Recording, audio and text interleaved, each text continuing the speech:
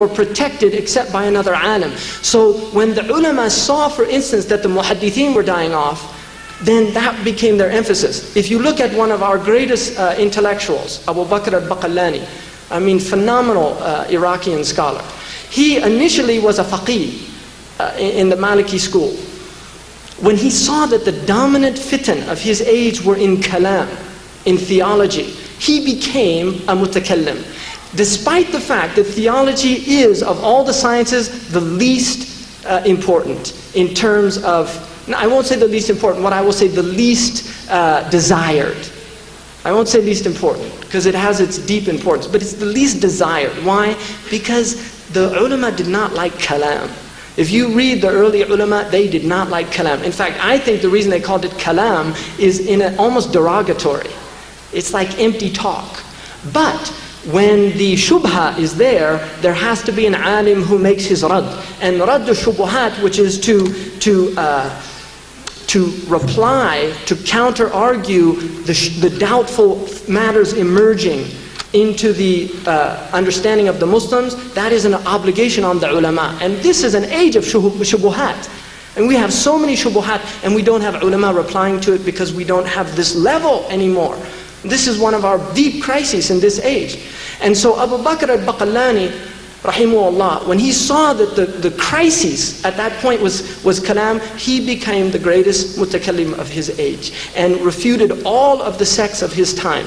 And he was sent by the Muslim caliph to Rome as an ambassador to Constantinople. When he entered into Constantinople, the emperor at that time, they were very arrogant. It was their tradition that they had to bow, just literally go into full ruku'ah to the emperor. And he wanted Abu Bakr al-Baqillānī to bow to him. And his saqifa, the bishops, told him, no, the Muslims don't bow except to Allah. And so he said, well, work out some way that will force him to bow. So what they did is, in order to get into his chamber, they put a small, narrow arch. And that would force him to come in to it bowed. You see, now Abu Bakr al-Baqillānī, and this is intellect, when he came to that chamber and he saw the king's throne behind it, he turned his back and came in backwards. You see, and this upset the ruler, but what can you do? I mean, you're going to force a man to... So when he got there, the bishops greeted him, and he greeted them back, and he said, how is your children and your wives? And the bishops looked at each other and they said, what are you asking about? Don't you know that we're natanazzahu an al-ahl wal-awlad? That we're exalted above having children and having wives?